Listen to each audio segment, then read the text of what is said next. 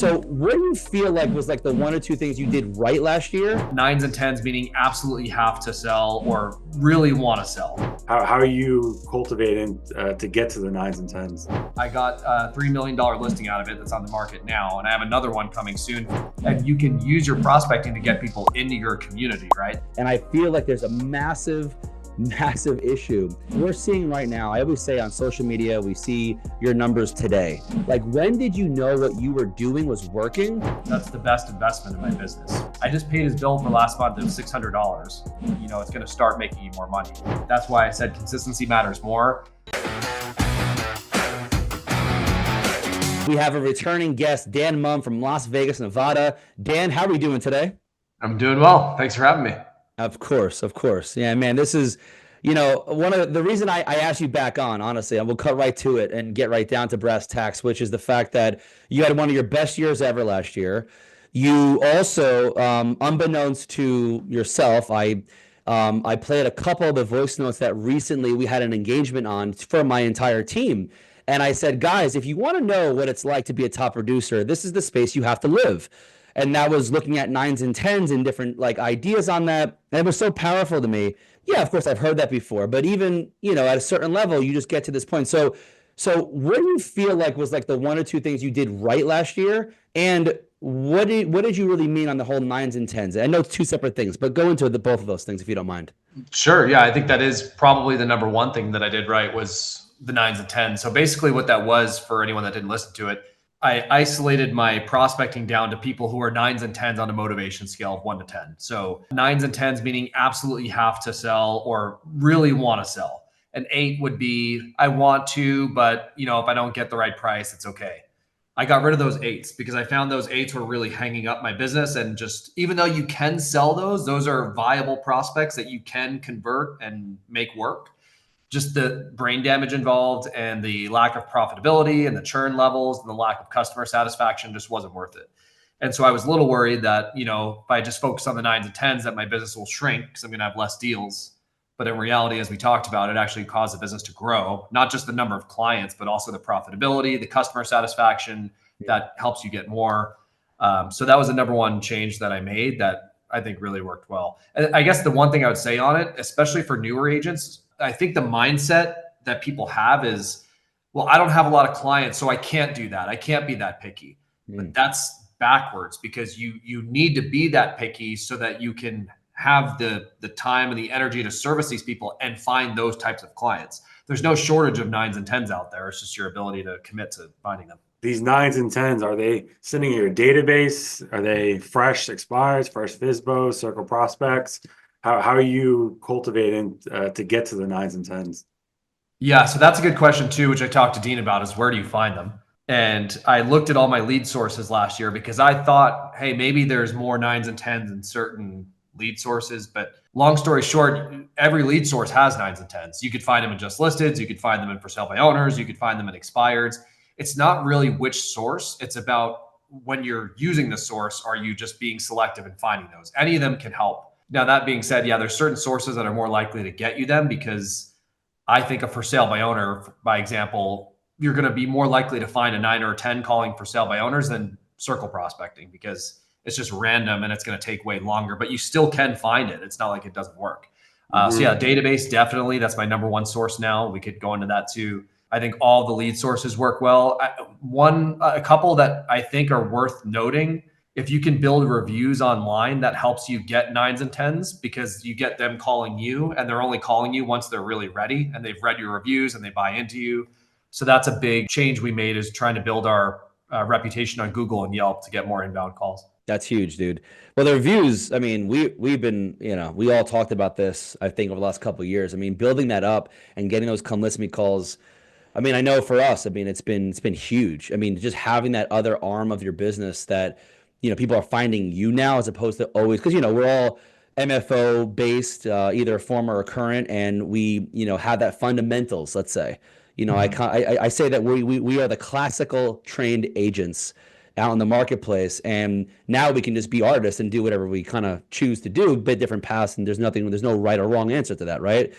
Take us back a little bit, a couple of years ago, Dan, to when you had a team or you were building one. It sounded like it was going really well, but then you kind of stopped, or you didn't, what changed outside of the market? And then also what was part of your decision there? And what is your, like, what does it look like now, your team? Yeah, good question. So I started really building it up in 2020, really when everyone was kind of around the same time, 2020 to 2022. And it made sense to add buyer's agents because there were so many transactions happening. There was this need for people to just service clients. And so I increased my team size to 3 buyer's agents. And basically what I realized was it was just a lot of time managing, training, overseeing.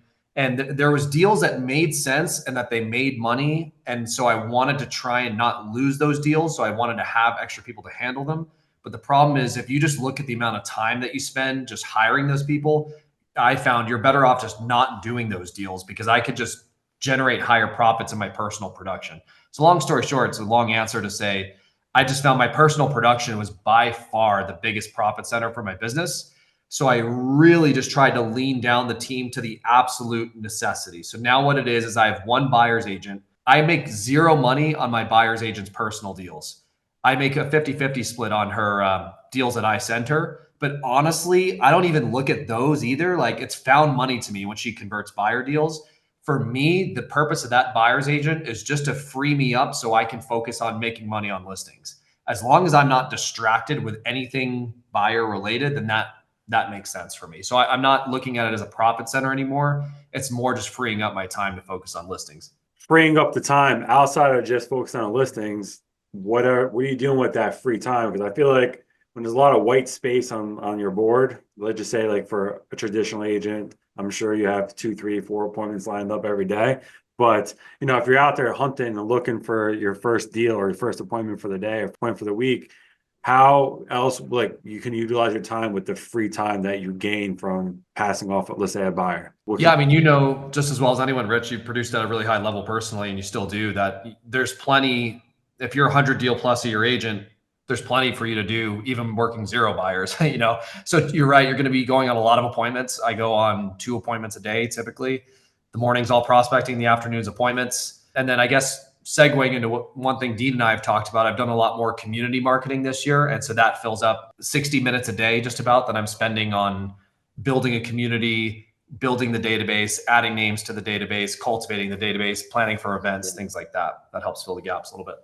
No, I'm gonna say it's a good feeling when you're out there, you got your whatever, if you play golf, you got your community talking and you're grabbing all these different names and numbers, and then just the networking side to be able to, what's the word, like prospect in that way, right? And like it looks a lot different, but then like your communication turns differently, and then your storytelling starts to elaborate. So now you have all these different things that connect. So I find it personally, I just have to say, I find it personally impressive with that. Yeah, it's definitely inspiring. I mean, how did you then, from a mindset perspective, go from the individual source, type of, and you still obviously do that, but like, first off, why did you make that shift into the community organization events and doing that? And what sparked, like, what inspired you to say, I think I should be doing this now? Like, was there something that like hit you, a catalyst there? Like, what really triggered that? Yeah, I've done a lot of coaching with Darren Hardy. I don't know if you guys have heard of Okay. him or read his stuff, but he's big into it. And he explained it to me with a little graph that was like, it's kind of hard to show for people that are listening, but the graph goes like this, and there's like a leverage curve basically. And the highest dollar per hour type of prospecting that we can do is community marketing. And that, when I really put numbers to it and I realized that that was true, that's when I had the mindset shift. So like calling expireds and for sale by owners, for example, that's very profitable, extremely, especially if you're good at it, but it's still not the absolute highest dollar per hour. It's not all the way on the right-hand side because it still requires a lot of your time, right? Like you still have to be doing it. And it's hard to delegate. You can kind of hire like virtual assistants or whatever, but it's not, you know how that goes. Whereas with your database, I told you, Dean, I did an event this summer in my neighborhood. I had an In-N-Out truck where everyone came there. So I don't have to spend any time going and finding people. They come to you. I got a $3 million listing out of it that's on the market now. And I have another one coming soon that is someone that I met at that event. And then also the database stuff, it repeats over time. It's constantly yielding, and it requires very little time and effort you just have to nurture the relationship a little bit, and it'll just compound provide results for you. So if you just look at it from a math perspective, that's why I changed my focus personally. I didn't get rid of the prospecting. It still definitely serves a purpose. And you can use your prospecting to get people into your community, right? That's kind of the idea. But at the end of the day, that's what made the difference for me. So you do this big event, right? And you make this happen. So let's go back into that. My phone blowing up. And let's go back into it where so what happens next? Like, walk us through what is your process and your system around organ. A lot of agents that we talk to, they seem to be completely disorganized, and I feel like there's a massive, massive issue with agents that we either coach and train or just we talk to, that it's like they don't have any like a prospecting problem necessarily if they're full time. It's literally an organization problem. Like, they don't even know, they get someone who's hot. Where do they place them? Where do they take them? What is your system behind the scenes once you have the in and out truck done for that day? What's next? Yeah. So I like to keep things super, super simple. I think the more you scale a business, the more you have to simplify. So in my mind, there's only two buckets that any person on planet Earth goes into, basically. They're an immediate lead, like they're going to sell their house in the next 3 days or list their house in the next 3 days, or they're in my personal database, meaning they know me on a first name basis. There's like a personal connection there. When we're talking about the events, I'm talking about people in that personal database. If they don't fall into either one of those two, and I just come across someone, let's say they might sell in like a year, but nothing soon, and I don't really know them on a first name basis, I put them in a bucket that I call like a long-term prospecting group or like a quarterly call group. I'm sure you guys have talked about that before.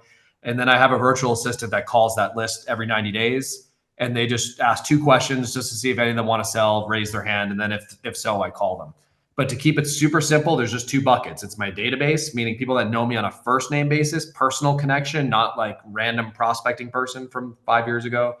And then there's people that are bona fide leads that are actually ready to sell today.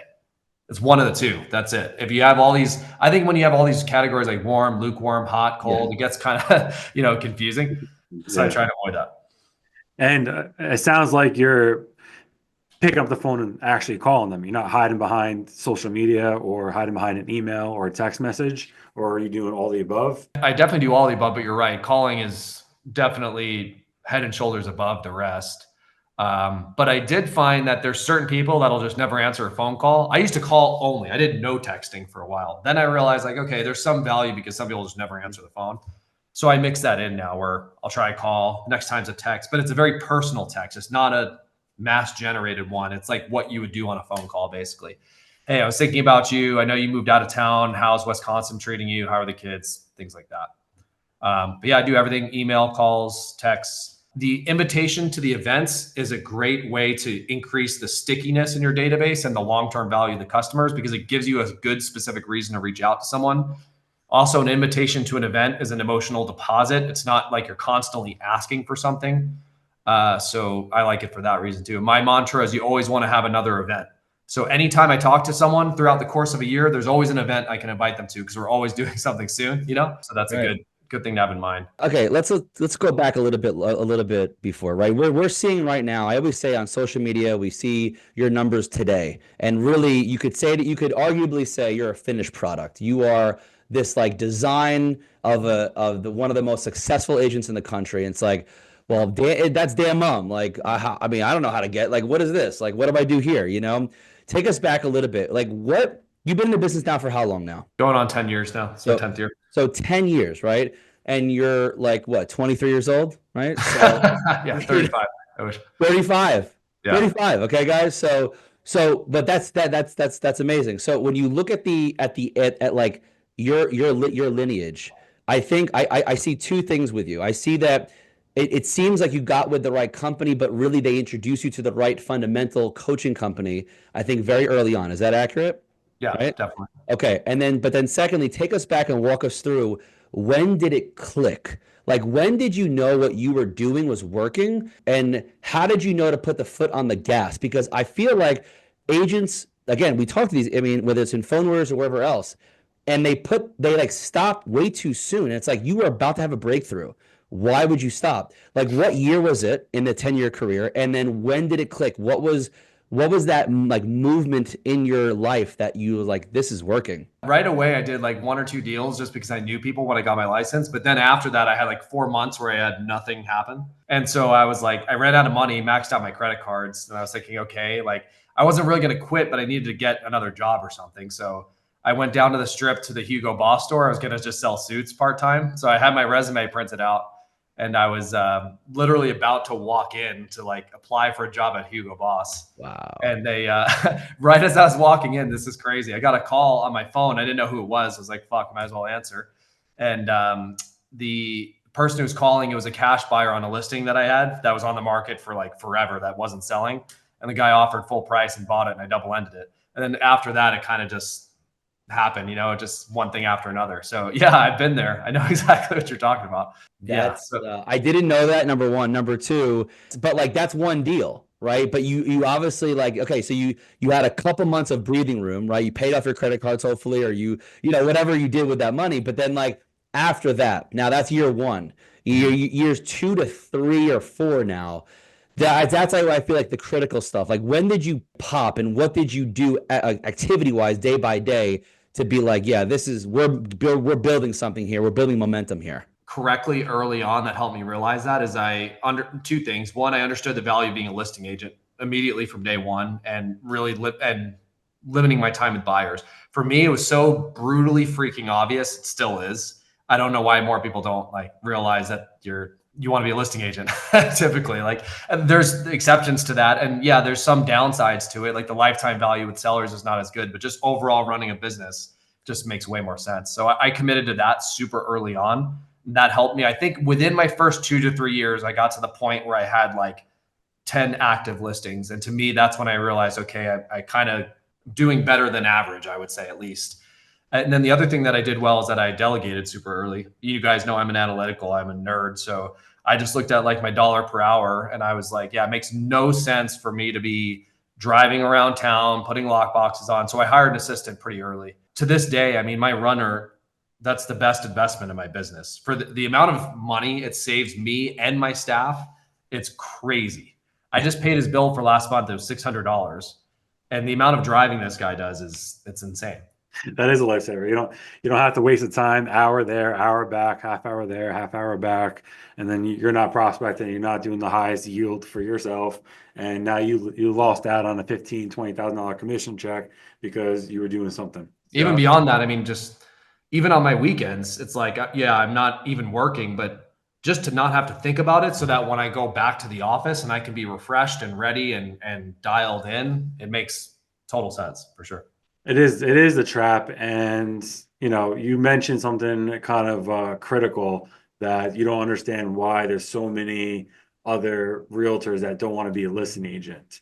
And, speaking to that camp of people who are, rental agents or strictly buyer agents, and they do fear the phone or they do fear making those seller calls.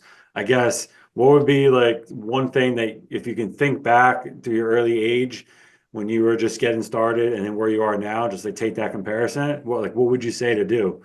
Just like pick up the phone, or what would you say? Yeah, that's a good question. There's challenges with it. And I didn't start doing only listings. I did work buyers too when I was new. I would say if you can find a way just to keep your morning on taking listings, and then if you want to do any buyer stuff, just keep it after 12. That's all. Like if you just keep that stuff 12 p.m. and later and you devote your mornings to generating listings, eventually you'll just get enough momentum that it's going to start making you more money. The way I would describe it, again, it's kind of hard for people that are listening, but being a buyer's agent is like this path where it's like slow linear growth. And then being a listing agent is like this, where it's looks like nothing's happening. And then you get this big upshoot, like parabolic curve, And that's why so many people don't want to do it, because it's a long time of not seeing any results. And then all of a sudden it all kind of pays off. Dude, that's such a great analogy. I never even thought about like that. It's really like almost not so like hockey stick moment, but it kind of like has that trajectory where you kind of go lower to then all of a sudden you get there because you're just about to have that where your skills, your mindset, your systems, and your schedule all come in hand in one shot, and then it just like boom, and it just like happens, right? So that's a critical point. So now. Okay, so you're basically at a point now in your career where you can make some moves. You could do certain things. right? How do you legitimately, this is a legitimate question, it might sound crazy, but I'm gonna say it anyway, is how do you then deal with the boredom? How do you deal with the monotony of the same thing every single day? Yeah, no, it's a good question. I mean, I would love to hear your guys' thoughts too. I mean, the beauty of our business is that it is very dynamic. It's very rare that you have the same problem twice in a row. Like every situation is so different. I'd say the boredom's more of an issue with prospecting, right? Because you're just sitting there blasting away on the phone, asking the same questions over and over and again. And I don't know, I might not have a good answer for it because I think that's my strength is that I was a hockey player, I was an athlete, and I was just good at that. I just said, I don't care. I'll just do the same thing over and over and over again until I become freaking world class at it. And it doesn't matter to me if it's boring. Yeah, if it pays well, that's what it comes down to. The I think mindset. as your business scales and you get more and more success, you get more joy. These things in the beginning that seem boring and tedious, you actually learn to get more joy out of it. I think the more you do it, because you start to see how it really benefits you. You know, it's the same for you guys. I don't think you get bored probably of prospecting. You probably enjoy it. I mean, I could just speak from a place of where I currently am. And, I was away for quite some time and coming back into momentum didn't happen, right? I had zero momentum because one thing I did realize being away for as long as I was, my phone wasn't burning down and people calling me, I want to come list me. And all of a sudden I come back, I'm making these calls and I got one listing sign, got another listing sign. I'm like, all right, well, because I'm doing that, I'm actually putting the work forth. So one thing that I did realize is to get yourself back into momentum, just to make sure you keep your own personal energy up, right? Keep your workstation that you have. I had to keep it clean, and then just the music and keeping myself and fun with it, right? And so then once I started finding that enjoyment back with that fun, all of a sudden, like what I was actually doing, I'm like, oh wow, it's 12 o'clock already, or oh, wow, it's 11:30 already, and now you're just moving on with your day. So I would just say, from my perspective, is just keeping your area clean, having some music to get yourself feeling good, getting yourself moving as you're talking, and like get yourself really like involved in the conversation.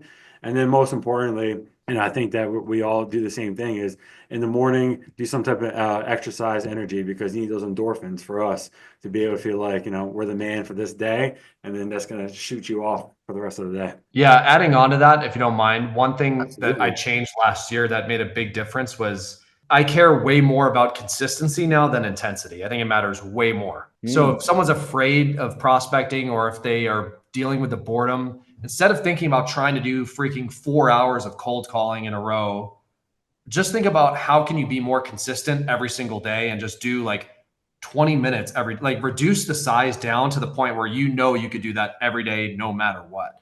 Like there's certain habits that I've been doing every day since I got my license. I always call the new expireds every single day. I always call the new for sale by owners. It doesn't take me that long. It takes like 20 minutes for me. No matter what happens in my life or how much chaos there is, I'm always still able to do that. So I think that consistency matters way more. And that makes the fear not as big. Like I used to have a fear of when I would take a listing, you know how you're supposed to like knock on the doors on each side and across the street. I used to be afraid to do that because I didn't like door knocking up until very recently.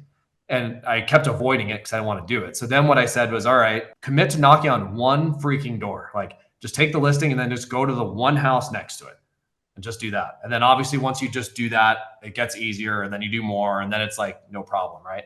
So I would say if you just focus more on consistency, do something small every single time, it helps solve those problems too. There's so much value with what you've been just saying in the last 5 minutes, and I hope everyone caught every bit of that. I'm gonna go back to something that you said, Dan, but I want to ask you just some contextual facts so that everyone knows who we're listening to here. Okay, what was your highest listings taken in 1 month ever in your career? 22. This was last year. 22 last year. Okay.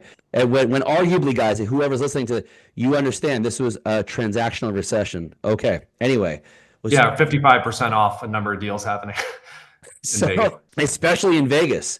Now, my next question is consistently, what is the average of listings that you're taking per month? 16 is about the average. I did 17 in January this past month. Oh, man. All right. So, you hear these numbers, right? Anything above 10 to me, you are going back to that world class that you said.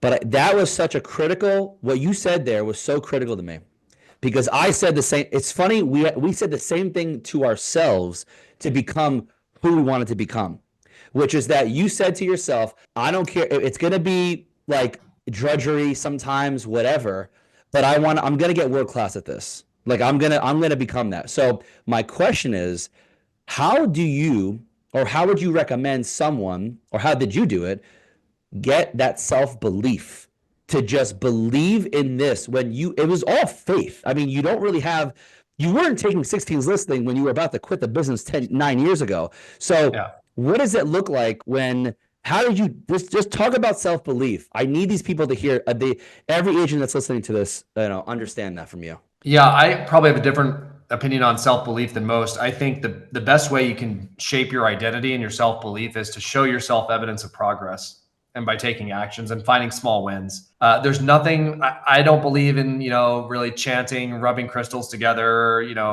even some kind of affirmations. I get affirmations, but sometimes it can be a little goofy. I think at the end of the day, taking action and proving to yourself that you can do it is really what's going to start shaping your belief. And it does take a while. To your point, I didn't start that way. But when you tell yourself you're going to do something and you do it and you see the results start coming in, there's nothing else that shapes your identity. I would say the other thing that does change your like self-belief and identity on like a DNA level are your habits. Something that you do every single day is going to change the way you think about yourself. So the more you can find ways to do things every single day rather than 3 or 4 days a week, the more your self-belief is going to change and increase quickly. So that's why I said consistency matters more. I would rather someone prospect 20 minutes a day, 7 days a week than do 3 hours a day on Wednesday and Thursday. It's like eating 7 apples on a Sunday. It's an apple a day, right? That's kind of the idea. And you guys know why that works. Like, think about calling expireds. If you just call the right person at the right time, it's all just timing. Like, it's so easy. If you're the right person who calls them when they're out of the shower and they're not doing something else and they need to sell, but they just weren't paying attention before, you get that deal with no skill. It's just like you're the right place at the right time. It just really favors consistency. Our business in general, it really, really favors it. That's absolutely true. And your perspective of the question we're about to ask. So when you're building a habit, right, and you're doing it every single day, is that literally every single day, Saturday and Sundays, or any days off? Because a lot of people think that like it's okay to do, like you said, like 20 minutes a day for 5 days, and then 2 days they stop, and then they pick it back up, and then you kind of lose momentum. So do you build it? You believe in any compound effect to this? And what's your definition of building a habit? Yeah, that's a really good question. I think if at all possible, to do it every single day, it's way better. It's just so much easier to do something every day than to constantly justify and be like, all right, well, this day's off. Now you're going back from not doing it to doing it. You're in this constant back and forth mode. It's just so much easier to be 100% in than it is to be like 90% in. It takes all the decision making, the agony out of it. So again, even if it's like a small thing, you never want to take your hand off the pump. You just want to keep the pump going, even if it's just one call. I do that when I'm on vacation. Like if I'm traveling overseas, I find a way, just one call per day that's some kind of productive outbound call that helps build my business, just to keep some type of pump on the well. And it's super easy call, like my database or someone that's easy, but just to keep some kind of rhythm, I think that's really, really important. I mean, unless you're Rich Adamski and for your wedding you're going to go off for a month, but that's okay. Sometimes you could do that.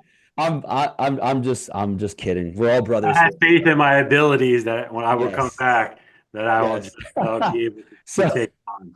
And I built the business plan on 10 months, not 11. So I mean, it really, that this is true. And I talk about that, as you guys, maybe Dan, I don't know if you knew that, but I focus on 10-month schedules than I do 12 months now. But so look, I think what you're saying, there's so much gold in this conversation, to be honest, that I feel like, a lot of agents, they just get in their own way. And I almost have like when you said about like just doing something to prime that pump consistently. And I remember one of my former coaches, I'll never forget this, when I had my third baby. And I remember going, and we were masterminding at that time, I believe. And I remember I like stopped working out because I had no time. I wasn't getting any sleep. It was just a rough period of my life, personally. But what he said was like, I don't care if you don't do your hour workout. You're not running a marathon right now. You're not training for anything that like, you're not like in a normal life. You have a third kid and you're not getting any sleep.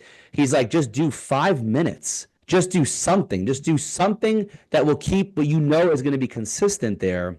And did you get that from hockey, Dan? Or like, where did you get, like, how did you know that this is like the truth? Or is it just because of the evidence that you gave yourself over the years? No, I did it the wrong way for a while. That's how I learned. I thought intensity mattered way more. Hmm. I was that guy that would go freaking crazy in the gym for 2 hours and work out only 2 to 3 days a week. My joints felt like shit and I couldn't move around. So then I realized that the consistency just matters way more. So yeah, I did it all the wrong way. My first 4 to 5 years in the business, I thought that grind and doing the hard stuff that no one wanted to do, that was the way to be successful. And it is, like, mental toughness obviously matters, but at the end of the day, just doing the easy things, do the simple, easy things every day and just don't miss days. That's a way better formula for success, I think. So here, Dan, I'm gonna finish this up a little bit, and by the way, feel free to share anything else that you feel like agents that are listening to this, or anyone really for that matter, that can get value. Because we have, I mean, Richard and I get reach outs from all over the place, like about,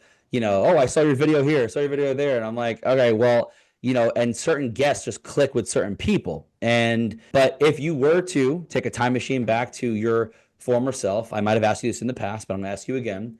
And knowing what you know today on February 7th of 2025, what would you tell yourself 15 years ago, knowing what you know now to be true about life, making money, business, sales, anything that you wish you would have known back then, maybe, or your first year, that like you would have done this in 5 years, let's say, versus not, even though it's a long game. I'm just saying, what would you tell yourself if anything different? Yeah, there's so many things that I would do differently. And we've talked about some of them already. One is I would have bought more real estate straight off the bat. I would have bought as much real estate as I could get my freaking hands on. Obviously, no one knows, but now I've kind of taken on that mindset, understanding it's probably never going to be cheaper than it is today. So just kind of try and keep buying it. We talk about that, I'm sure. And then the other two things we've already discussed, which would be I would have started with a much stronger focus on my database way early. I had the mindset when I was new, like, oh, I don't know anyone here in Vegas, so I have to cold call. That's the only way I'm going to build my business. And that's kind of true. Like, if you don't know anyone, you have to start somewhere. But at the same time, everyone knows someone. Like, you have some people in your database, right? And I would have just been way more methodical about community marketing super early. I started to hit a plateau in my career years like 5 to 7 because I was just maxed out on prospecting. I was prospecting as much as I could. I wasn't getting enough business from my database. And it's like, okay, the only dials to turn now are I prospect 16 hours a day instead of, 8. And it's like, all right, there's only so much one person could do. So I would have made that change. And then the last one we talked about, which is sorting faster. I would have committed to 9s and 10s only from day one. I didn't want to when I was new because I didn't want to lose opportunities, because these people tell you they want to sell, want to buy, act like they're serious. But at the end of the day, if I just committed to 9s and 10s only, it would have been way further, faster. Can you actually go into that? Actually, one last point on that. What are 1 to 2 questions that you're asking to discern what is a real lead, or the 9s and 10s, if you can share with the group? Yeah, I keep it simple. I use all of my fairy stuff, but I think the key thing is asking, do you need to sell? Not want to, not desire to. If I get the right price, blah, blah, blah. Everyone will say yes to that, right? Like, oh, if you got the right price, would you sell? Yeah, of course. If I got $20 million, I would sell. Right. So the question is, do you need to sell? Period. Shut up. Don't ask more questions. Don't talk. Stop and just listen to what they say. Even if they don't need to, or if they don't want to admit that they need to, they'll still respond. It'll still open up the conversation. And then the rest is just following the script and really looking at, we talked about sometimes what people say is different from what they do. And that's where this gets really tricky, because people will posture and pretend like they don't need to, but they actually do need to. So that's where you need a lot of skill and practice. So I think what we talked about, Dean, was looking at their reason for moving as your number one tool. So that's what you really want to ask questions about. If someone's getting divorced, they're probably going to need to sell, even if they're acting like they're not. I have one of those right now where the guy tried to pretend he didn't need to sell. I'm like, okay, well, we'll see in a month from now. And he's listed right now. So I would just ask a lot of questions about why they're moving to begin with. That's nice and detailed. And my last question would be, once again, I might have asked you, but the whole reason why you're doing this, spending all this time, energy, building up your business and the longevity, what's the legacy you want to leave behind when none of us are on this earth anymore? Yeah, that's a good question. I haven't really put a lot of thought into it. As I've gotten older, I've thought about it more. It's mostly just about my family and the people around me and setting an example for them and showing what's possible. I mean, I came from a middle class family in New Jersey. You guys know, like I didn't come from anything special. It wasn't bad. Like I wasn't poor growing up. I was in Monmouth County. It wasn't too bad, but yeah, at the same time, I didn't grow up with much. So I want to just demonstrate to people that it's possible. Yeah, and it's crazy to think about what's possible. I mean, 9 years ago, I was making 50 grand a year. Crazy to think about. It's not that long of a time. And like where I'm at now, 3 to 4 years ago, I wouldn't have, I actually couldn't imagine where I am now. And so I can't imagine like 4 to 5 years from now what that's going to look like. So that inspires me. It's amazing. Well, guys, so much gold on here. Dan, you have the last word. Is there anything you want to share with anyone listening to this right now that they can either send you a referral, but also any word of other, just off the top of your head, word of advice? Yeah, I think mastering the fundamentals is kind of the theme of today, right? Yeah. That's my thing from the beginning was just becoming world class at the fundamentals, and the rest takes care of itself. Simplify the business. The more it grows, the more simple it has to be. Get a good coach and mentor. I mean, that's what you guys are doing for other agents, and that's what people need to find is someone who's done what they want to do at a really high level. Both of you guys have done that. That's why it's really admirable, because there's a lot of people, as you know, giving advice that haven't sold houses before. I know one person offhand that's never sold a house before. That is a pretty big coaching and training company. So yeah, that makes a big difference. So I think that's a big reason for my success too, is I was super lucky. I met Paulie, who you guys know, from day one in the business, and he taught me the basics. And that was just pure luck. If I had gone to someone else, who knows? Who knows? Yeah, who knows how things shape up. It's amazing. Absolutely. Well, we appreciate you taking time out of your busy day, talking to the Phone Warriors community, anything out there. Just remember, Dean and I are your hosts, and we look forward to seeing you soon. And Dan, real quick, for any referrals to Las Vegas area, what's the best way to get a hold of you to send those referrals out? Yeah, just contact me personally. I could leave my phone in the comments, I'm sure. 702-758-6390. Buyer or seller, happy to take care of them. You know, there's a pattern here, by the way. You notice this, Rich? With every guest that we interview or we have in the past that's from a certain coaching company, they always give their number, and then other ones will say DM me or something else. I find that so astounding. But Dan is all over social, just FYI. Yeah, you can find me on there too. And all the marketing that you do, Dan, I'll just say this in the last part too, is like I love seeing the growth of your marketing efforts. I'm seeing these emails. I enjoy your updates. When I get them, I'm like, oh, there's my boy. Go get after it, right? So you know, you're everything gets elevated for you. It seems like everything gets like upgraded to another level, and I'm assuming that's intentional, right? Yeah, I mean, that's one thing we didn't talk about was agent referrals could be a whole arm of your business just on its own. It is for me. And that's another thing I should have developed sooner. I think a lot of agents send out like, they don't put a lot of thought into it. So they just send out like Vegas market stats to Dean Clark, and Dean's like, I don't care about Vegas market stats, right? It's like, it has nothing to do with me. So I realized let's make the content specific to what agents want to see and send them curated stuff that's just for them. And it's very easy to do. You set it up once and it's easy. But yeah, that things like that can really make a big difference in your marketing. Awesome, man. Awesome. Well, this has been great. Guys, go crush it. Dan, thank you. And we'll be in touch.